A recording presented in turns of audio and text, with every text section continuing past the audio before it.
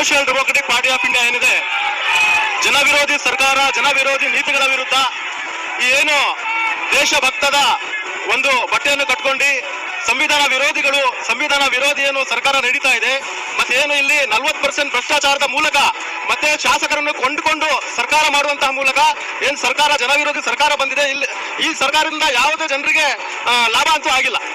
ಹಾಗಾಗಿ ಏನು social democratic party of India ಇದೆ, ಅವರು ನಮ್ಮ ಏನ್ ಸಂವಿಧಾನಬದ್ಧವಾಗಿ ಒಂದು ಪೊಲಿಟಿಕಲ್ ಪಾರ್ಟಿ ಆಗಿ ನಾವು ಕೆಲಸ ಮಾಡ್ತಿದ್ದೀವಿ, ಜನಪರವಾಗಿ ನಾವು ಹೋರಾಟ ಮಾಡ್ತೀವಿ. ಜನರ ವಿರುದ್ಧ ನೀತಿಗಳು ಮಾಡಿದಾಗ ಅದರ ವಿರುದ್ಧ ಕಟ್ಟಕಡೆಯ ಹೋರಾಟ social democratic party of India ಮಾಡ್ತಾ ಇದೆ.